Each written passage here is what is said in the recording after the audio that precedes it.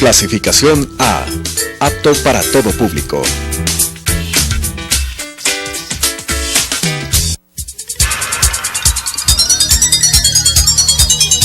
Las opiniones vertidas en este espacio por la producción y dirección del programa son de exclusiva responsabilidad de sus autores y de quienes intervienen en ellos.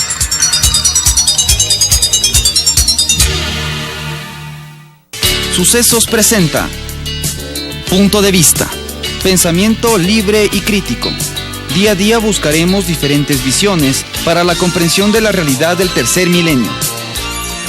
Punto de Vista, un espacio que une noticia, análisis y opinión. Bienvenidos.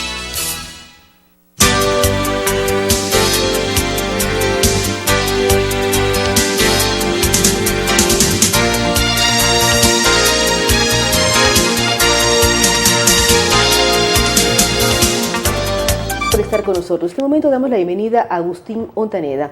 Él es el cónsul de India aquí en Ecuador y va a hablarnos especialmente de una exposición que va a llevarse a cabo a partir del día 24 de agosto. Agustín, ¿en qué consiste esta exposición? ¿Cómo mirar lo que la India puede ofrecer a Ecuador? Bueno, gracias Claudia por permitirme dar un espacio y hablar de la India. Yo soy presidente también de la Cámara de Comercio Ecuatoriano-India, Industrias y Comercio.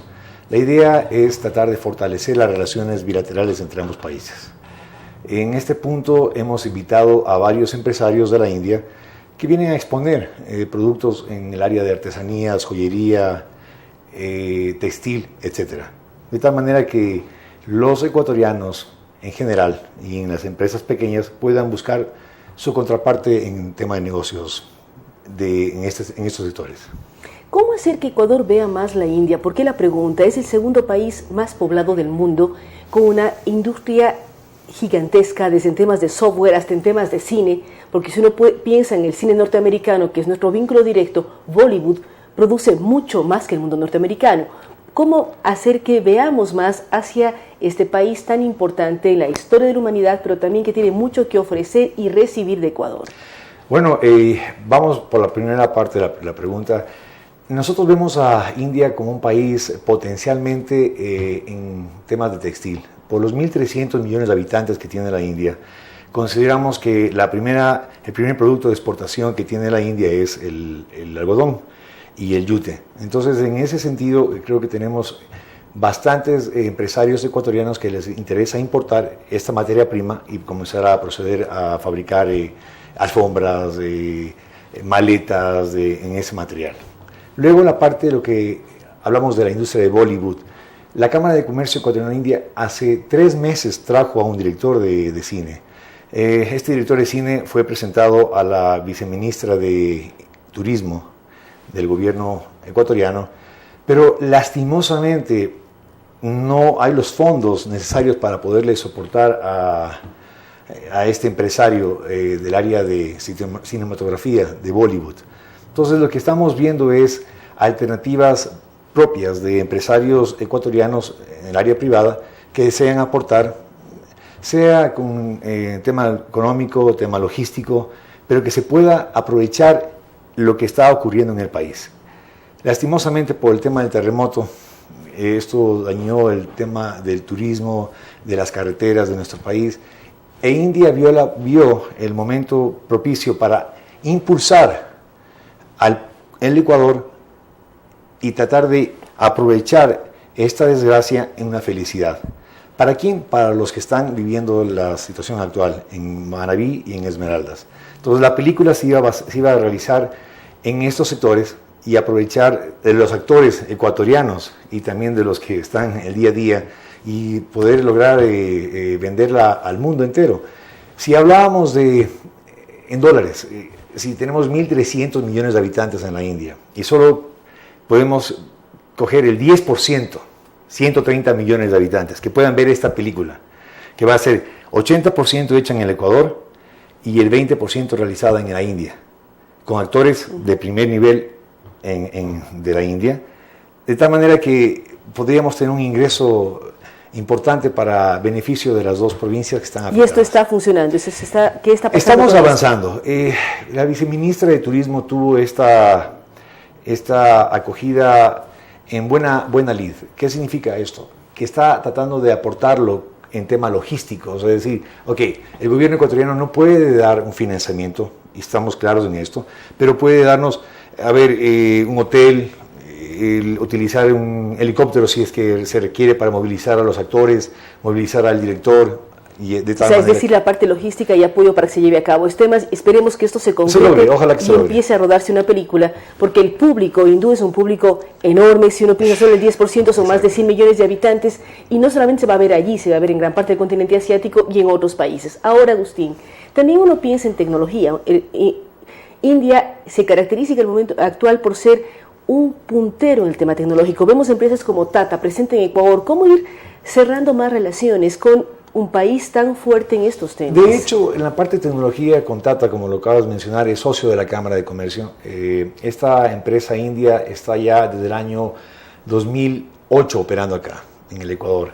Su principal cliente es el Banco Pichincha, porque ellos manejan lo que es proceso de call centers. Entonces, en ese sentido, Tata ha estado buscando alternativas de negocios con su par, con el gobierno ecuatoriano. Hemos involucrado a una institución que es del gobierno, que es Yachay, la ciudad del conocimiento, más o menos relacionando lo que es el software, lo que me acabas de decir, y creo que estamos avanzando con paso acelerado. Hay ya firmado algunos convenios con Tata y Yachay y la Cámara de Comercio para dar beneficio a estudiantes que están graduándose y puedan aplicar sus conocimientos en empresas indias, y básicamente en esta empresa de Tata. Entonces, es decir, vamos acercándonos. La feria que da inicio el día 24, ¿cómo ir a ella? ¿Qué podemos esperar? Tú mencionabas mucho el tema textiles y el tema de diferentes tipos. Bueno, estamos esperando que el 24 puedan llegar ya. Han estado viniendo varios empresarios. Estos empresarios llegan con anticipación para poder recorrer un poco las ciudades del Ecuador, especialmente el área del norte, en Otavalo, donde ven también el tema de textiles y buscando alianzas con los otavaleños. ¿Por qué no? Ellos son expertos en esa área. Y la idea es que el 24 estén acá cerca de unos 30 empresarios indios que han venido. ¿Dónde y cómo asistir? Esto va a ser en el edificio donde está la Cámara de Comercio Ecuatoriano-India. Es en la Coruña y San Ignacio, edificio Altana Plaza. Así que les invito a todos que asistan, por favor. Ahí pueden ver los productos que la India está en este momento exponiendo al mundo. Muchísimas gracias, Agustín Montaneda. Recordamos que él lidera la Cámara de Comercio Ecuatoriano-India, es cónsul de India aquí en el país, y es muy importante mirar una proyección a mercados diferentes, mercados alternativos para los productos ecuatorianos también. La India es un país de más de 1.000 millones de habitantes, el segundo más poblado del mundo, pero que también impulsa una serie de elementos como la parte tecnológica. Agustín ha hablado muchísimo del tema textil, un país con culturas milenarias, así es que estamos invitados a asistir a esta feria 24, 25 y 26 de agosto para mirar lo que la India quiere ofrecer al país. Gracias, Agustín Montaneda. Vamos a una pausa, luego de la cual estaremos dialogando con el general Paco Moncayo sobre temas políticos ecuatorianos. Hacemos una pausa y continuamos con Punto de Vista. Si está interesado en participar de forma gratuita en el programa Mi Música, contáctenos al 246-8427, 096 96 17 136, 0999 440 113, o escríbanos al correo electrónico elizabeth-consuegra@yahoo.com.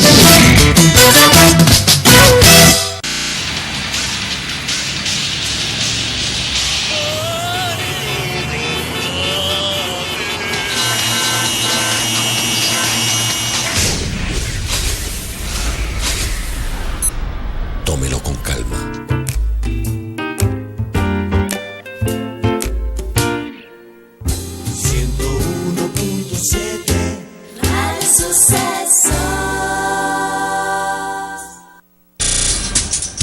Telesucesos es un canal de televisión comprometido por entero a la noble tarea de comunicar con responsabilidad. Somos un medio de comunicación que educa, informa y entretiene con una probada ética profesional. Canal 29 se identifica plenamente con la nueva televisión de vanguardia. Somos Telesucesos, porque Quito TV. ¿Sabía usted que el 31 de diciembre de 2016 toda la televisión de las ciudades de Quito y Guayaquil deberá estar en el formato digital? Pero no se preocupe, Telesucesos ya es digital. Sintonícenos en el 29.1 HD, la televisión que usted merece.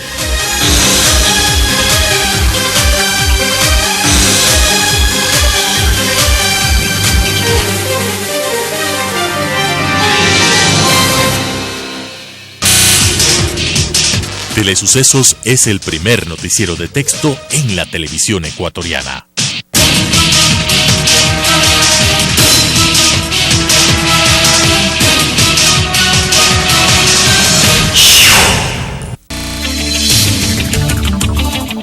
Con estas ideas y opiniones, regresamos con Punto de Vista.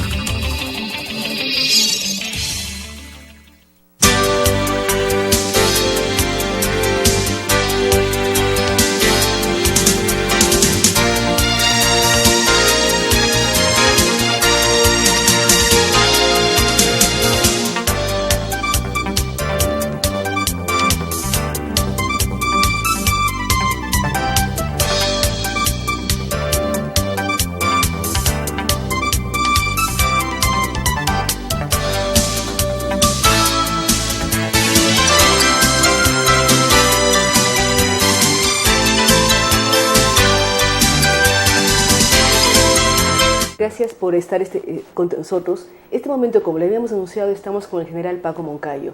Recordamos su trayectoria tanto en el tema militar como al frente de la alcaldía de la ciudad capital y también su labor y trabajo en la Asamblea Nacional. General Moncayo, vemos que en este momento hay un partido con el cual usted siempre ha sido muy cercano, la Izquierda Democrática, que ya ha sido reinscrita en el Consejo Nacional Electoral. ¿Por qué nunca se ha afiliado, pero ha estado presente en los procesos de reinscripción? Cuando la ID volvió a llamar a sus filas, usted estaba en primera fila, pero ¿por qué razón ese no afiliarse al partido? Bueno, un muy buen día, Claudia, qué gusto estar con usted, un saludo a toda la audiencia. La verdad es que cuando salí del ejército, mi afiliación se dio naturalmente, no firmando un documento. Todo el mundo quería llevarme porque era un poco la monedita de oro de esa época, ¿no? Héroe del CENEPA, claro, y todo lo que la gente recordaba. Muchos antecedentes. Entonces yo tomé una línea que fue la socialdemócrata. Le acepté al doctor Borja presidir las listas nacionales de diputados.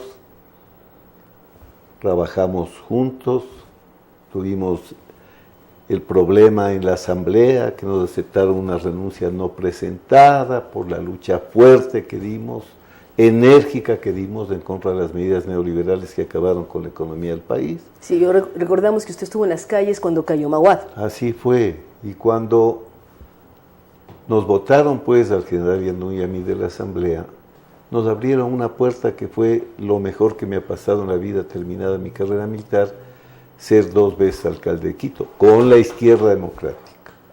En la época que la Izquierda Democrática infelizmente ya no estuvo en los registros, acompañé primero al municipalismo, ¿no? Una tesis que hemos defendido todos los ecuatorianos en cuanto a su autonomía, la descentralización que tanto hemos perdido en este tiempo, y a ruptura, porque yo consideraba y considero hasta ahora que esos jóvenes eran la socialdemocracia nueva. Hoy están, por supuesto, también muy cercanos con la nueva oportunidad que tiene la socialdemocracia con la idea de volver por sus fueros a servirle al país. La Izquierda Democrática ha sido un partido que ha dado servicios de importancia al país, un partido que puede verle a los ojos a la gente, con una presidencia excelente como la de Rodrigo Borja y con muchas alcaldías, prefecturas, juntas parroquiales que sirvieron en todos los rincones del país con honestidad, con eficiencia, los intereses de los ecuatorianos. Usted habla de la historia de lo que ha sido la socialdemocracia, quienes estarán a favor de usted y otros que serán críticos de lo que esto ha pasado. ¿Por qué no ser parte directa del partido al momento en que se reinscribe? Que ha sido una serie de procesos. ¿Por qué no? Si a ratos yo empeñado en apoyar este proceso de recolección de las afiliaciones. Estuvimos con Vilma Andrade, que ha hecho un trabajo extraordinario, desde el Carchi al Macará, físicamente, ¿no? Estuvimos en Tulcán, estuvimos en Loja, en Macará, hemos estado en varios cantones. Estuve apoyando con mucho entusiasmo, pero no se me ocurrió porque yo ya soy tan identificado con la idea. Como dicen, soy un socialdemócrata sin carné, pero ¿quién me diferencia de la idea? Nadie, pues todo el mundo en el Ecuador, cuando hablan conmigo, me hablan de la idea. Así es que quizás fue un rito no ejecutado el de la no afiliación, pero mi ideología, mi forma de ver el mundo, los problemas del mundo, del país, las soluciones, están en esa línea, que se define magistralmente con estas dos palabras que el doctor Borja las ideó en algún momento. Libertad, por un lado, igualdad, ambos pesando igual en la balanza. Esa es la definición con la que usted se identifica. ¿Qué ocurre en el país actualmente cuando además vimos la restricción de la idea, vemos la aceptación, pero vemos 70 movimientos y partidos locales y nacionales inscritos y aceptados? ¿Qué pasa con esta enorme cantidad de movimientos y partidos locales, en algunos casos, y nacionales, que son 16, 17 nacionales? ¿Hacia dónde ve el país con esta enorme dispersión de grupos políticos aceptados e inscritos? Mire, ahora hay 186 partidos y movimientos nacionales, provinciales, cantonales y parroquiales. Este sistema, a mi juicio, tiene una razón de ser. Nada de lo que se ha hecho en esta fracasada revolución ciudadana deja de tener sentido. Este era un mecanismo más para el sistema de concentración del poder que se intentó y que felizmente ya está desbaratándose. Usted va a ver que hay una estrategia. ¿Por qué habla que se está desbaratándose cuando vemos esta atomización en el mundo electoral? O sea, todo el mundo pertenece a algún partido y ¿qué va a pasar en las elecciones? No, pero lo que quiero decirles es que esto era intencional, porque querían hacer un sistema pseudo democrático, parcialmente democrático, fundamentado en ganar elecciones, pero con el partido único, la visión única del país, como fue en 70 años del PRI en México. Esa es una franquicia que se ha aplicado en Venezuela, que se está aplicando ahora mismo en Nicaragua. Entonces sí que haya una pluralidad de pigmeos, pero el partido de gobierno, que tiene todas las herramientas de poder, el partido fuerte. Entonces se hacen muchas elecciones, se acepta una asamblea en la que haya una minoría que pueda hablar y fingir que vive una democracia, pero acuérdense que aplicando inconstitucionalmente la ley, el método de Hong, se tomaron con el 50% de votos el 70 y más por ciento de la asamblea. O sea, Este es una franquicia, este es un modelo que estaba montado desde antes para tomarse el poder por vía electoral, llegar al poder y hacer como Hitler, ¿no? Que igual él comenzó con elecciones, hizo su partido, ganó elecciones, llegó al poder y desarmó todos los sistemas de instituciones democráticas para gobernar solo. De manera que lo que se está desbaratando gracias a la pésima administración del Estado y a la grave crisis económica es un modelo autoritario, vertical, ideado para permanecer en el poder y no dejar espacio para que haya el juego democrático. Y haya la alternabilidad, y además hay muchos políticos como usted, ya en su fase política, que hablan de que no existe separación de poderes. Ahora, general Moncayo, ¿qué pasa con la crisis económica? Usted administró una ciudad. ¿Qué pasa con la crisis del país? ¿Cómo salir adelante con la situación que vivimos? La situación que usted dice ha sido desbaratada, ha sido una mala administración, pero 2017 hay elecciones. En mayo habrá un nuevo gobierno, se mantendrá la línea política, no sabemos qué puede ocurrir, pero ¿cómo conseguir que el país salga adelante? Mire, Claudia, cuando yo llegué a la alcaldía estaba la ciudad igual que hoy está el país. porque acabábamos de salir de la grave crisis a la que condujo la receta neoliberal. Yo llegué a la alcaldía el 2000, no había para pagar sueldos, no había para pagar proveedores, no había para pagar contratistas, lo que le pasa ahora al país en general. Y a pulso tuvimos que sacarle a la ciudad. Hoy va a suceder lo mismo, el que llegue al poder tiene que sacarle a pulso. Este país es viable, este país no es que está... no hay político hasta ahora en la historia que haya logrado destrozar realmente las capacidades propias del pueblo ecuatoriano. Yo siempre he dicho aquí en Quito, más allá del alcalde, es la ciudad la que se defiende a sí misma y la que logra salir de los malos momentos en los que los políticos metemos a la gente. Hay que hacer cosas importantes. Usted no puede vivir con una brecha fiscal como la que este gobierno ha creado, porque una brecha fiscal solamente se llena con más deuda. Y aunque tengamos un límite realmente bajo de deuda con relación al Producto Interno Bruto, lo que hay que ver es el proceso de endeudamiento desde el 2007 hasta ahora, habiendo tenido petróleo de a $100 del barril, hemos contraído más deudas que nunca en la historia. Entonces hay que renegociar esa deuda, hay que ir a fuentes de recursos que nos permitan tener créditos a largo plazo y bajos intereses. Usted no puede estar contratando para pagar sueldos créditos al 11%, 10,75% y a 5 años plazo. Eso solo sucede cuando una economía de un país está destrozada. Sí, pero ¿cómo renegociar? Porque ese es el punto. Si ya el actual gobierno aceptó ciertas condiciones, ¿en qué condiciones un nuevo gobierno puede renegociar para incrementar plazos, alargar los plazos y bajar intereses? Hay dos formas. Usted puede hablar con la propia China para renegociar los créditos, para liberarle al petróleo de esta situación en la cual está ya hipotecado de antemano. De la famosa preventa petrolera que tenemos de aquí hasta pero muchos años después. Pero también tiene alternativas. Usted puede acudir a otras fuentes de recursos financieros que tienen otros términos mucho mejores que los que hemos contratado, y con eso pagar la deuda mala y asumir deuda buena, porque sí hay deuda mala y deuda buena. Si yo logro un préstamo a 25 años, con 5 años de gracia y a un 3%, 4% de tasa de interés, que es posible, ¿por qué voy a seguir pagando a la China créditos de corto plazo y de altas tasas de interés? O sea, esto de la deuda es fundamental, porque además vamos a necesitar endeudarnos en mayores recursos para cubrir el terrible déficit que nos deja el gobierno actual. El problema es solucionable. Para eso hay que abrir nuestra mentalidad, nuestra cabeza, nuestra capacidad de debatir estos temas sin restricciones. Mire usted, cuando nadie quería invertir en este país,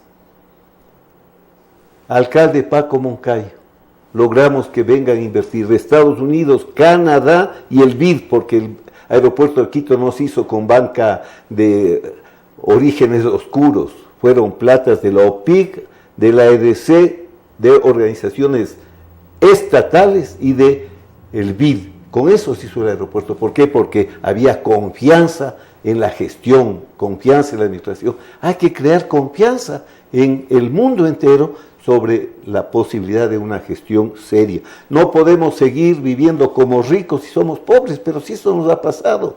Creíamos que esta lotería petrolera de 10 años nos había convertido en un país rico. Entonces comenzamos a adoptar comportamientos y tasas de consumo similares a las europeas.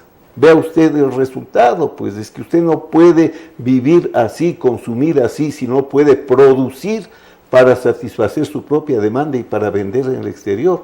O sea que hay que hacer mucho, hay que hacer mucho. Y hay que hacer análisis interno de cuáles son nuestras proyecciones y saber qué podemos gastar, en qué podemos endeudarnos y cómo además reducir gasto público, que es uno de los principales problemas que tiene el país. ¿Cómo reducir este gasto? Porque uno escucha a muchos analistas políticos que dicen hay que reducir.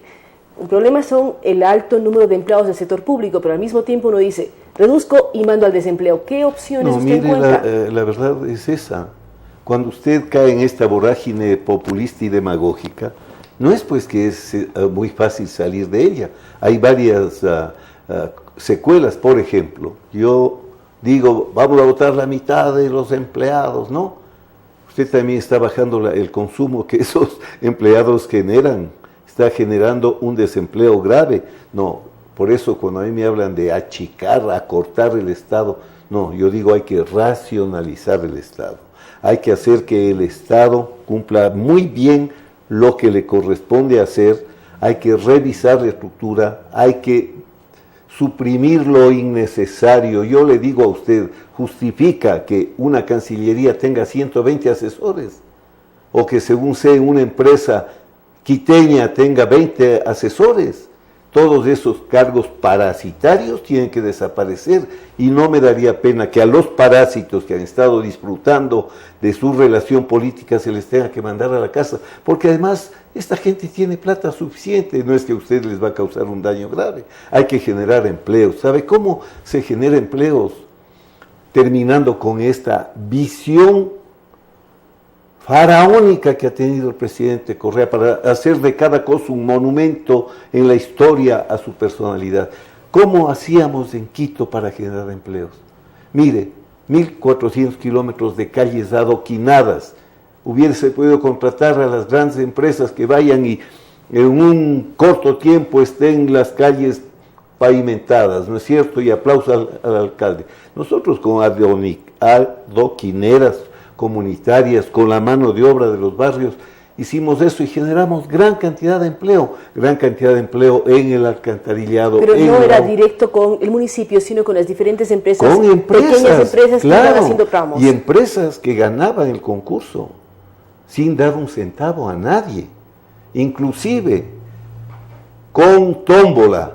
Cuando estaban calificadas las empresas, así se acababa la posibilidad de que vayan a ofrecer plata a funcionarios o cualquier autoridad. Mire, se pueden hacer cosas, aquí hay que hacer una enorme obra. Si en este país falta alcantarillado y agua potable en la mitad del país. No, y vemos temas como, por ejemplo, el terremoto de Manabí visibilizó lo que no tenían antes. Así es. Además de la tragedia, las casas caídas, pero demostró que Manabí y Esmeraldas no tenían servicios básicos. Claro, si usted quiere hacer un gran acuerdo nacional, tiene que el presidente sentarse con todos los alcaldes.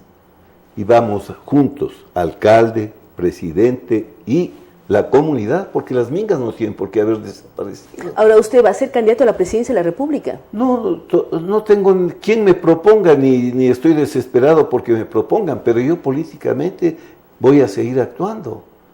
Uno no puede... ¿Va a volver a la asamblea? ¿Le interesa manejar el país? Vean, ¿a qué cuando alguien le proponga, ya que dice usted que no le ha propuesto? ¿A qué ecuatoriano?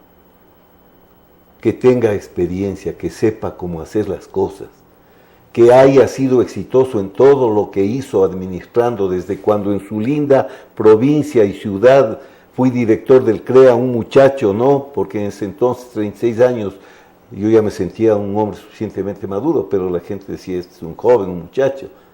¿Qué tal nos fue en el CREA administrando 3 provincias? Hasta ahora, los más viejitos en Cuenca me recuerdan con afecto, con cariño, y saben cómo le pusimos al CREA. Las alcaldías están a la vista, mi paso por las fuerzas. ¿Por qué voy a decir, yo no quiero servirle o seguirle sirviendo al país? Yo le voy a seguir sirviendo al país. Tengo una vida de servicio. Unas manos que puedo mostrar a todo el mundo así y verle a todo el mundo a los ojos. No voy a decir, yo no lo... Tampoco estoy desesperado, ni voy a entrar en disputas, ni voy a causar discordias por ser yo el candidato. No, vea cómo estoy apoyando en el acuerdo nacional. Estoy coordinando para que no hayan 100 de nuestra tendencia queriendo ser candidatos. Y vamos a ir juntos. Lo hemos visto ya primarias en Pachacuti y vamos a ver qué ocurre con los otros grupos y movimientos que son parte de este acuerdo nacional. Sí, no nos vamos a desarmar, porque yo, del tiempo que estoy coordinando al movimiento, puedo darme cuenta que hay una firme convicción de que la tendencia del centro a la izquierda tiene que recuperar las banderas traicionadas por este gobierno que nos habló de todo lo que nos dijo e hizo todo al revés de lo que nos ofreció. Entonces yo creo, espero, que vamos a tener del centro a la izquierda. No es época de radicalismos, ni en la derecha ni en la izquierda. Los radicalismos nos han destruido 2 veces. Nos destruyeron a fines de siglo con el radicalismo neoliberal, nos acaban destruyendo con el radicalismo neopopulista, tenemos que ser sensatos, hablar de soluciones como y hablar las que lo yo que le usted digo. dice de un acuerdo en donde se involucren los alcaldes, se involucre una asamblea, se involucren varios actores políticos. Ahora, general, también hemos escuchado... La sociedad. La sociedad es clave, es el eje fundamental. Claro. Hemos escuchado también sus declaraciones frente a la donación de China, ya que hablábamos de los préstamos chinos, con todos estos fusiles. ¿Sirven, no sirven? ¿Cómo deberían utilizar las Fuerzas Armadas ecuatorianas? A ver, en primer lugar, esos fusiles yo creo que están bienvenidos, porque los últimos fusiles que se compraron en Fuerzas Armadas fueron en 1995 y también... Pero fueron fusiles con fallas, tuvimos todo el escándalo de las armas argentinas y no sé si funcionaron o no funcionaron. No. Son dos temas. Ya. Un tema de los fusiles HK que se compraron alemanes, fusiles muy buenos. El otro fue los fusiles argentinos, que en medio de la guerra compró el Comando Conjunto y nos mandaron repotenciados, engañándole al país, que vendiéndonos como nuevos. Yo no me refiero a estos fusiles FAL que eran para las reservas, que se compraron el Comando Conjunto, sino a los fusiles HK, que eran los de dotación del ejército en esa época. Pero desde el 95 hasta acá, ya han pasado más de 20 años. Entonces no podemos... Y en estos 20 años no se ha comprado nada para el ejército. No se ha comprado.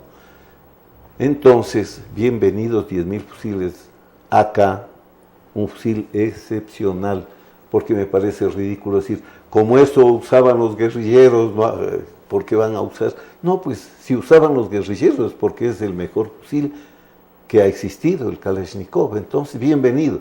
Lo que ha sorprendido es que en un buque que trae asistencia humanitaria para un terremoto, lleguen containers de fusiles y armamentos, que estaría muy bien que si hubiesen llegado, quizás en un momento distinto, o se hubiese sabido que iban a llegar. Las armas en las Fuerzas Armadas no se compran a tontas y locas, como ha gobernado Correa el país, a tontas y locas. Se ha hecho muchas cosas. Usted puede negar lo que ha hecho, no puede. Lo que no puede es dejar de criticar que las lindas carreteras, por ejemplo, son típicamente correístas.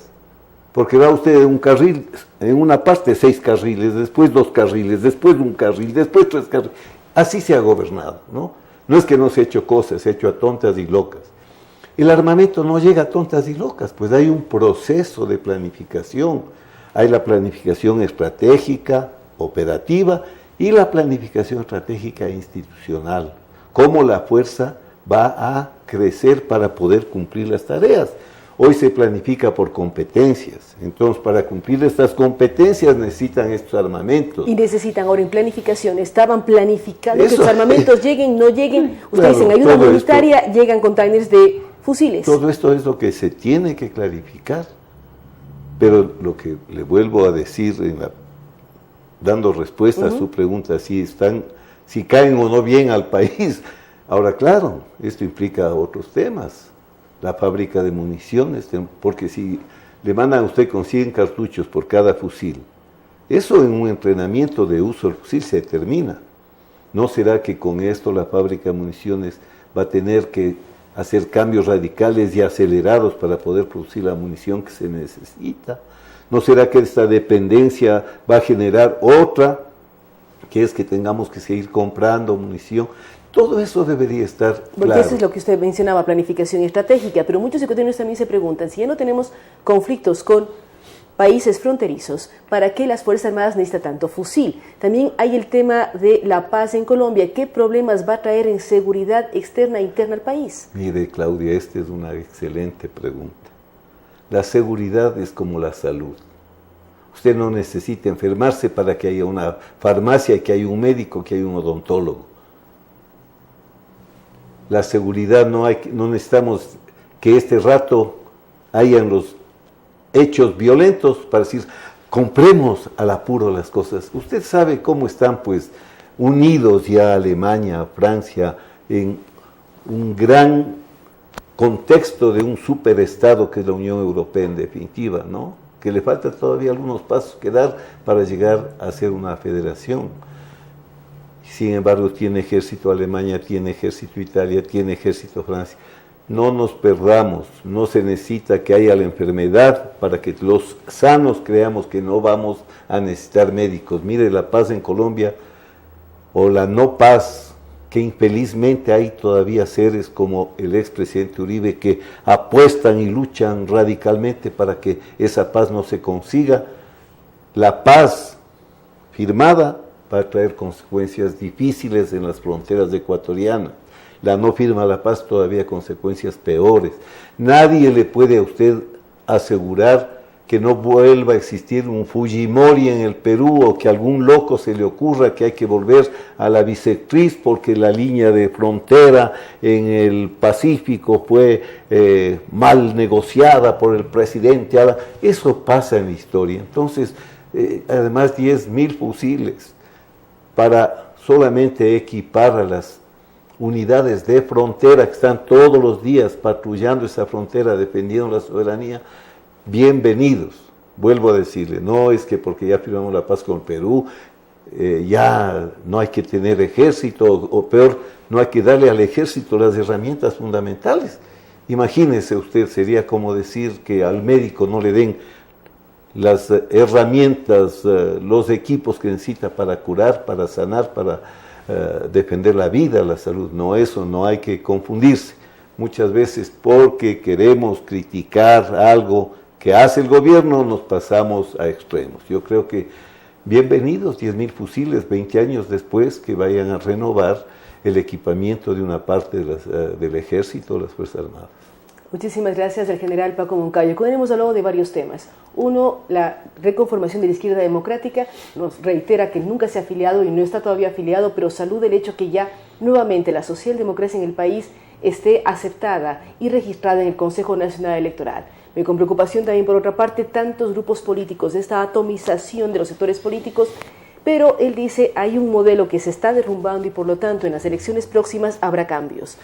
Tampoco descarta el ser candidato presidencial. Él dice que es un hombre que ha servido al país en diferentes momentos, desde el ejército, desde el mundo civil, tanto en la Asamblea como en la Alcaldía de Quito, que él está abierto a ver qué ocurre para las próximas elecciones. Por último, él saluda también la llegada al país de estos fusiles chinos. Dice, las Fuerzas Armadas tenían que renovarse y en este momento, gracias a esta ayuda, van a tener herramientas válidas en sus manos. Nuevamente, gracias al general Paco Moncayo. Vamos a una pausa, luego de la cual estaremos dialogando con María Paula Romo, también sobre temas políticos del país. Hacemos una pausa y continuamos con Punto de Vista. Si está interesado en participar de forma gratuita en el programa Mi Música, contáctenos al 246-8427, 096 96 17 136, 0999 440 113 o escríbanos al correo electrónico elizabeth-consuegra@yahoo.com.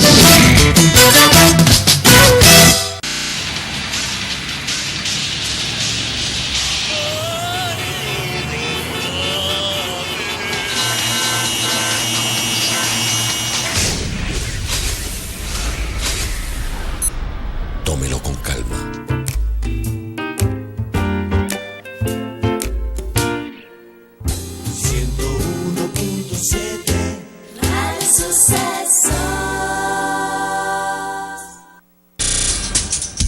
Telesucesos es un canal de televisión comprometido por entero a la noble tarea de comunicar con responsabilidad. Somos un medio de comunicación que educa, informa y entretiene con una probada ética profesional. Canal 29 se identifica plenamente con la nueva televisión de vanguardia. Somos Telesucesos, porque Quito TV. ¿Sabía usted que el 31 de diciembre de 2016 toda la televisión de las ciudades de Quito y Guayaquil deberá estar en el formato digital? Pero no se preocupe, Telesucesos ya es digital. Sintonícenos en el 29.1 HD, la televisión que usted merece.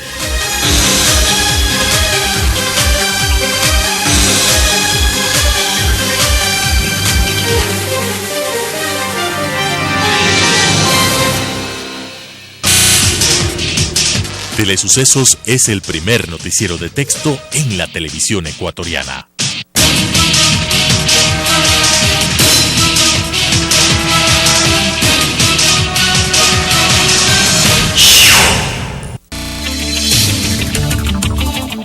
Con estas ideas y opiniones, regresamos con Punto de Vista.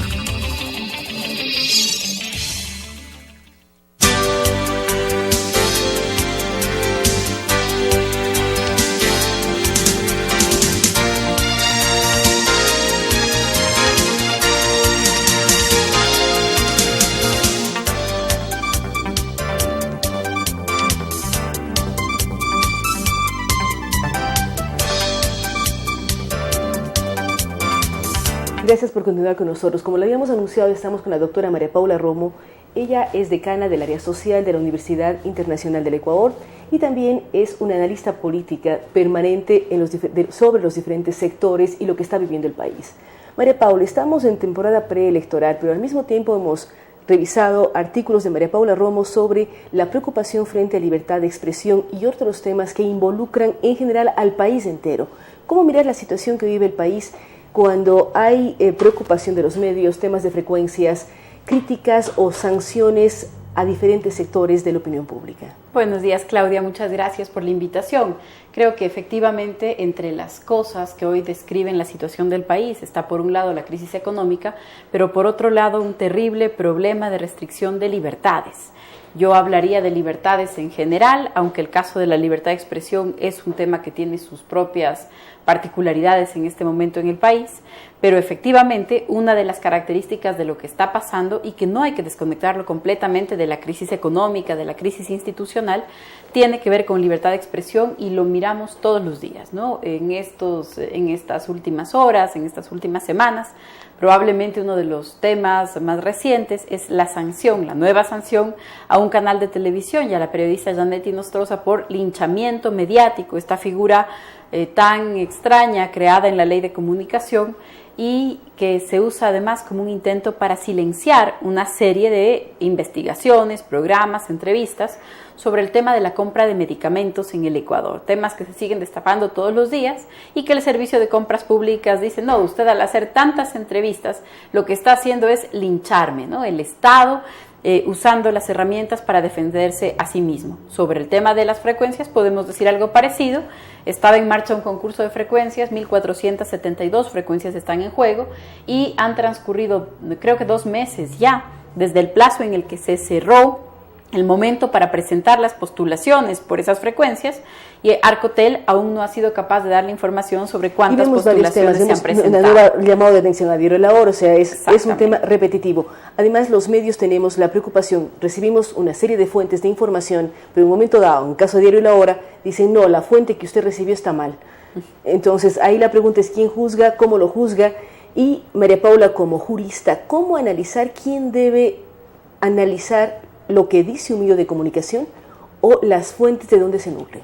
En efecto, el problema es sistemático, podemos referirnos a unos ejemplos que son más sonados, más grandes, pero hay un problema sistemático.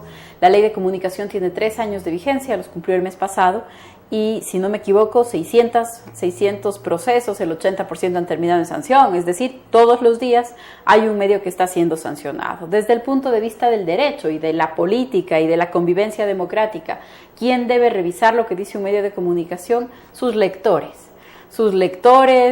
los radioescuchas, los televidentes, su audiencia. Su audiencia debe evaluar lo que dice un medio de comunicación. No es posible hacer control de contenidos. Eso es lo que demanda además nuestra Constitución, la Convención Americana de Derechos Humanos. No es posible hacer control de contenidos, hay que tener responsabilidad ulterior. Y la responsabilidad ulterior tiene que ser la estrictamente necesaria para defender 2 o 3 grandes objetivos. Pero no puede ser que aquí la responsabilidad ulterior, porque la responsabilidad ulterior es de juez, lo de la Supercom ni siquiera cabe como responsabilidad ulterior. La propia ley lo señala en varios artículos, dice, se podrá ser sancionado de esta manera independientemente de la responsabilidad ulterior. O sea que es una sanción adicional previa a la responsabilidad ulterior, lo que le vuelve inconstitucional. Pero más allá de esos detalles legales o constitucionales, el tema es preguntarnos aquí, ¿para quién trabaja la Supercom o la ley de comunicación? ¿A quién se está defendiendo?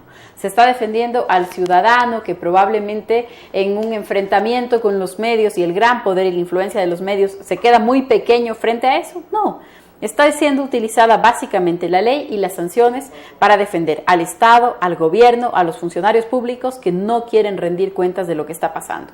Y hoy que nos acercamos a un proceso electoral, los temas de transparencia, de rendición de cuentas, de que los funcionarios, y con rendición de cuentas y transparencia, no digo que interrumpan el programa de televisión y le pongan una cadena de 5 o 10 minutos, es sentarse a responder preguntas. Y un funcionario tiene que estar dispuesto a responder mucho más de lo que podría responder un ciudadano común. Así que a propósito del periodo electoral, este es un tema medular, porque va a tener impacto en el control del poder político, en la corrupción, en el manejo de la economía, en las otras cosas que también nos preocupan. Pero también es un periodo en donde deben transparentarse cifras. ¿Qué es invertido en qué área, en qué ministerio? Para que los periodistas también podamos inquirir y decir, bueno, usted recibió tal inversión, ¿en qué la utilizó y cómo la utilizó? Porque a veces este momento hay un problema. Uno sabe la ley de transparencia, pero ¿qué pasa con las cifras reales de los diferentes sectores del país? ¿Cómo saber cuánto dinero manejaron, cómo lo manejaron, qué empresas fueron contratadas para lograr efectivamente conseguir la información necesaria para que los ciudadanos sean los que al final analicen? ¿Se invirtió bien, se invirtió mal, se gastó bien, se gastó mal? ¿Hubo o no hubo corrupción en un momento dado o los recursos se fugaron de alguna manera de su fin posterior? Sí, en efecto, este momento de confusiones que vive el país, yo diría que una de esas confusiones es entre la comunicación y la propaganda. Entonces, comunicación implica información, debate, 2 vías, 2 sentidos. Yo respondo, pero me preguntan y estoy dispuesto a tener opiniones diferentes. Propaganda es solamente decir mi versión de los hechos y animarte, convencerte de algo. Y son 2 cosas que son distintas. A la democracia no le ayuda la propaganda, a la democracia la confunde la propaganda, la propaganda esconde cosas. Lo que ayuda para vivir en democracia, con transparencia, para combatir la corrupción, es información y transparencia. De lo que has dicho sobre los temas de contratación, de proveedores, pero también la deuda, las condiciones en las que se ha contratado la deuda, lo que tenemos hoy, que es un gran problema por el que se ha contagiado la crisis económica a los proveedores del Estado, a los gobiernos autónomos descentralizados. Nos hace falta contarnos algunas verdades también, no solamente tener esta mirada que nos trata de convencer de una verdad oficial sobre las cosas. Creo que es vital el que tengamos herramientas y elementos para un debate mucho más serio sobre los temas del país. Una verdad oficial que además podamos contrastar, es lo importante. Ahora, María Paula, estamos en temporada electoral. Ya los partidos y movimientos están inscritos, el 18 se convoca a elecciones el 18 de octubre, hasta el 18 de noviembre se inscriben candidaturas. María Paula no va a ser candidata. El general Moncayo decía, estamos aquí con una coidearia, que eras tú. ¿Cómo entender hacia dónde va tu futuro político? Porque desde ruptura de los 25 o desde que cumplimos como país 25 años de regreso a la democracia, María Paula ha estado presente en diferentes momentos políticos y electorales del país. Sí, yo tengo una convicción de que la política es una herramienta fundamental para la transformación de la realidad, así que para mí la apuesta de la política es parte de lo que hace mi vida, mis convicciones, ¿no? Si eso se va a reflejar en una candidatura, no es algo que todavía haya decidido. Yo creo que este es un momento en donde hay que estar abierto a conversar, a lograr, ojalá, la mayor cantidad de esfuerzos unitarios. Lo decía hace un momento Paco Moncayo aquí, ojalá se pudiera ofrecer al país una opción de centro-izquierda, una opción que también le permita leer, porque hoy el Ecuador no es el país de hace 10 años, no es el de hace 14 o 15 años cuando nosotros empezamos con la ruptura. Ustedes empezaron con ruptura y analizaron 25 años de democracia, si hablamos ya de 10 años después, 35 años de retorno a la democracia más o menos, ¿el país ha mejorado en temas democráticos? El país ha cambiado. No me atrevo a decir si ha mejorado porque hay cambios que son buenos. En el Ecuador yo creo que hoy estamos mucho más conectados, tenemos una serie de herramientas. El mundo ha cambiado. El mundo ha cambiado, ¿no es cierto? Y hay otras cosas que se han empeorado. Hay cosas que en el Ecuador hoy son mucho más delicadas. El uso de los recursos públicos y privados en campaña, que también tiene que ver con la calidad de la democracia. Los espacios y el acceso a los medios de comunicación, que también impactan en la calidad de la democracia. Los temas que están puestos sobre la mesa, tal vez sí se han ampliado las agendas políticas, y eso yo lo pondría en la lista de lo que ha mejorado, pero al final del día la pregunta es si las personas tenemos condiciones para vivir mejor, si es que las personas que se levantan todos los días pueden encontrar un empleo, si ese empleo que encuentran además los puede realizar personalmente, si es que las condiciones de trabajo no son condiciones de 20 horas al día, sino que es posible conciliar la vida laboral con la vida privada, si es que nuestra educación nos permite tomar decisiones inteligentes, no solamente encontrar trabajo, sino tomar decisiones inteligentes. Entonces, cuando uno valora eso y dice, mira, cómo están los temas de medio ambiente, cómo convivimos en las ciudades, cómo nos respetamos o no entre nosotros, cuáles son los niveles de violencia, los índices de embarazo adolescente. O sea, hay una gran cantidad de medidas que tienen que ver con la vida mejor, que eso es de lo que finalmente se trata la política, y para eso debería servir la democracia. 37 años de regreso a la democracia. Sí. Nosotros empezamos a hacer política hace 12 años más o menos. Empezamos a hacer política pública más de nivel nacional, y nosotros vamos a seguir optando por la participación política, ojalá en la construcción de espacios más amplios y que puedan integrar estas nuevas agendas, pero que al final del día transformen la vida de la gente. Así que ojalá este espacio, este escenario electoral, estos próximos meses, que son importantes para la reconfiguración política del país, ojalá en estos próximos meses hayan esas condiciones. Nosotros estamos dispuestos a seguir trabajando en eso. Uno habla en los años que han pasado desde el reinicio de la democracia en el país, cuando se acabó el último esta tercera ola. Esta tercera ola, por decirlo así. ¿Qué ocurre en el tema justicia? Porque uno de los problemas más complejos del país es justicia y la administración de justicia. Nos hablan actualmente de la gran inversión en el mundo de la justicia a través del Consejo de la Judicatura. De pronto hay más tecnología, los jueces gozan de algún tipo de servicios, pero ¿qué pasa con el ejercicio de la justicia en el país, ya que tu formación es abogada y has estado muy vinculada a estos temas? Sí, yo creo que en la justicia, como en otros temas del país, tenemos muchas mejoras en infraestructura. No es un tema menor, uno puede decir ya tenemos nuevos edificios, así como también podemos decir ya tenemos carreteras, ya tenemos aeropuertos. Pero si por esas carreteras no se moviliza mercadería, trabajo, producción, entonces no nos sirven de mucho. Si esos aeropuertos están cerrados y no aterriza nadie, tampoco nos sirven de mucho. Si en esos edificios nuevos para la justicia no hay independencia entre los administradores de justicia y los poderes políticos y los poderes fácticos, si es que no hay una respuesta adecuada, si lo único que hacemos es meter preso a todo el mundo, entonces es insuficiente. Yo creo que en estos años eso también es lo que nos ha pasado. Tenemos una nueva infraestructura en la justicia, pero eso no significa que esté funcionando mejor, que los ciudadanos estén adquiriendo, que estén recibiendo respuestas, que las respuestas de la justicia sean rápidas y sean efectivas y que sean independientes. Entonces tenemos todavía una gran tarea, como en otros espacios y como en otros sectores en donde ha habido un desarrollo de la infraestructura. Esa infraestructura tiene que servirnos para algo.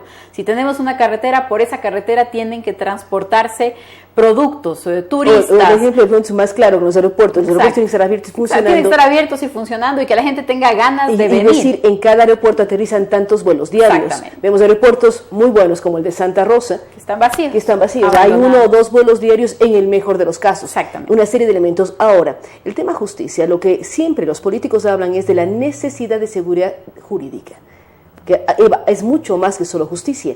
¿Cómo trabajar hacia ella? ¿Cómo garantizar seguridad jurídica y no una indefensión en el tema legal jurídico dependiendo del gobierno de turno o las necesidades de cualquier funcionario? Sigue siendo un gran pendiente y yo me atrevo a ampliar eso, que en el sector justicia es seguridad jurídica, y plantearlo en términos generales, que lo que necesitamos es certezas. No podemos seguir en esta incertidumbre, porque la seguridad jurídica hace parte de eso.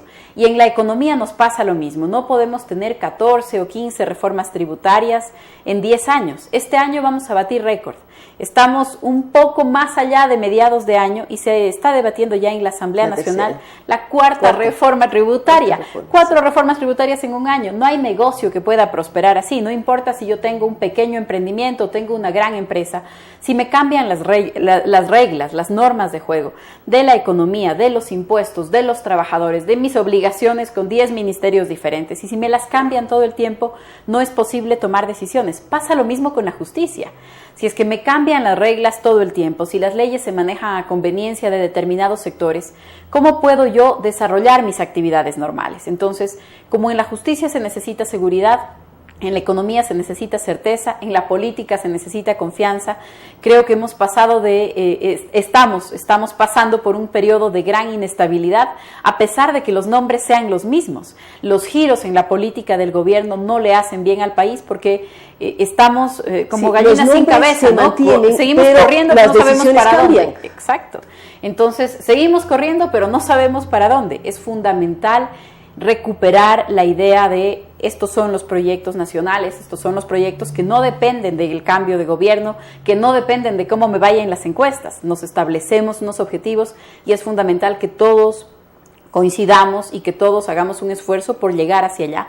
De lo contrario, la crisis que en el país ya ha comenzado y que todo el mundo la está sintiendo, no importa que el presidente diga, es que académicamente, póngale el nombre que quiera, pero la verdad es que el presidente dice, el segundo semestre va a haber crecimiento, claro, pero en las calles se siente diferente. Todos los días alguien está perdiendo su empleo, todos los días hay gente buscando trabajo y no lo consigue, todos los días hay jóvenes que no van a poder entrar a la universidad porque precisamente van a tener que buscar opciones laborales. Todos los días, si compramos en la tienda o compramos en el mercado, estamos notando una diferencia tremenda de precios que además en dolarización es terrible, es imposible de aguantar. Volvemos al tema de la transparencia, vemos las cifras de inflación y aparentemente aquí no pasa nada. Ahora, María Paula, para terminar, estamos en proceso electoral. ¿Cómo conseguir una agenda mínima de los diferentes sectores para decir los objetivos país son estos, sean de centro derecho, sean de centro izquierda? ¿Cómo lograr ese gran acuerdo nacional que el país necesita? Vivimos de momento crisis económica extremadamente grave, tenemos una crisis institucional porque muchos hablan, aquí lo señalan, de problemas de que no hay separación de poderes, por lo tanto hay crisis institucional. ¿Cómo llegar a acuerdos mínimos entre los diferentes sectores políticos para decir, a partir del 2017 tengamos una hoja de ruta para que el Ecuador vaya hacia adelante?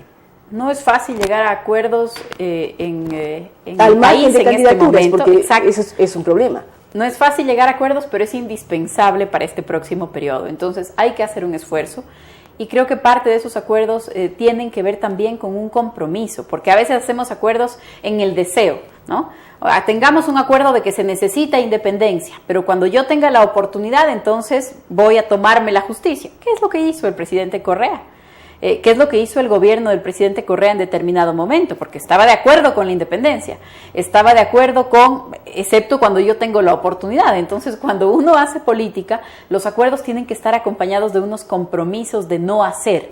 Los griegos decían que una de las virtudes de la política es la continencia, el poder uno mismo controlarse y decir que no, más allá de los arreglos institucionales que tienen que existir en un país, porque no se puede confiar pues en que cada uno tenga su propio nivel de autocontrol. Pero hay unos acuerdos que son elementales y yo creo que, por ejemplo, transparentar la situación del país es un acuerdo fundamental.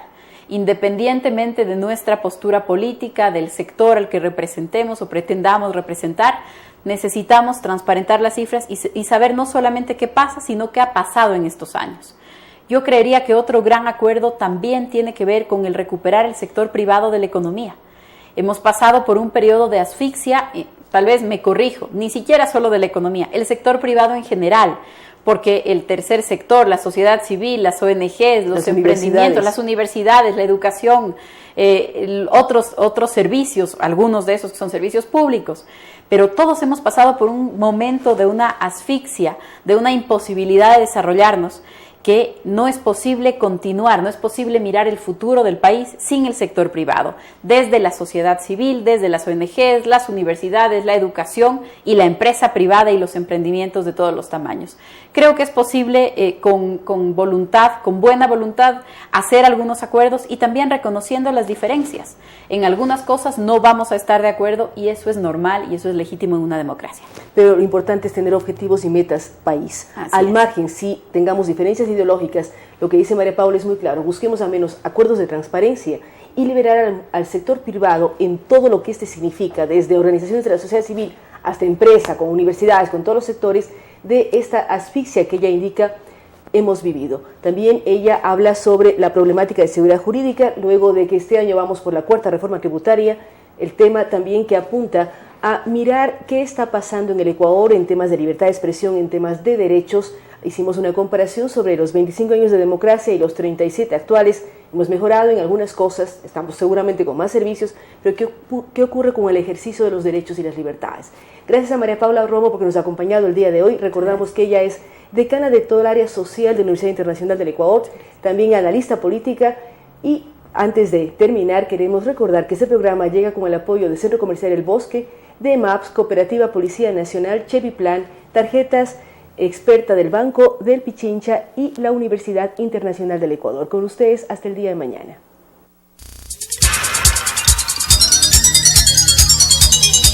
Las opiniones vertidas en este espacio por la producción y dirección del programa son de exclusiva responsabilidad de sus autores y de quienes intervienen en ellos.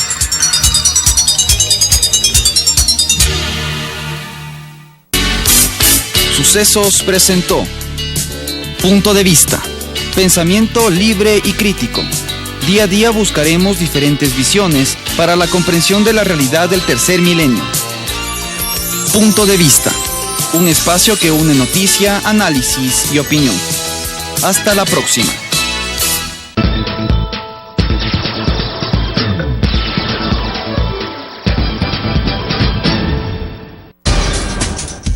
Telesucesos es un canal de televisión comprometido por entero a la noble tarea de comunicar con respeto.